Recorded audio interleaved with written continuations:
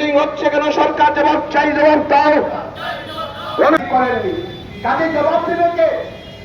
আমরা যখন যাচ্ছি কাজে আমাদের উপযুক্ত বিষয় নিয়ে যখন আমরা আলোচনা করতে যাব, মানুষের দাবি নিয়ে যখন আমরা কথা বলতে যাব, স্বাভাবিকভাবে তারা সেখানে বলতে পারবেন না, মিথ্যার কথা বলবেন।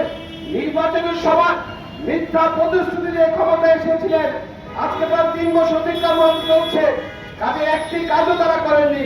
স্বাভাবিক তারা লুকিয়ে লুকিয়ে বেড়াচ্ছেন, তারা লুকিয়ে থাকতে পারে। আমাদের পার্টি, আমরা জনগণের কাছে দায়বদ্ধতার মধ্যে আছি, আমরা মানুষের সঙ্গে আছি। নির্বাচনে আমরা ক্ষমতায় নেই, পরাজয় হয়েছি দ্বিতীয়বার, কিন্তু মানুষের সমস্যা নিয়ে আমরা সবসময় পাশে থাকবো। কংগ্রেস অভিজিৎ ভট্টাচার্য আপনাদের সামনে আলোচনা করেছেন, কি প্রতিশ্রুতি ছিল? সামাজিক ভাতা প্রদানের ক্ষেত্রে কোন রকম দলবাজি মানছি না, মানব না। ইনকালাব জিন্দাবাদ। সিপিআইএম দিচ্ছে রাগ, সিপিআইএম দিচ্ছে রাগ। ঘন ঘন লোডশেডিং হচ্ছে কেন? সরকার জবাব চাই, জবাব দাও।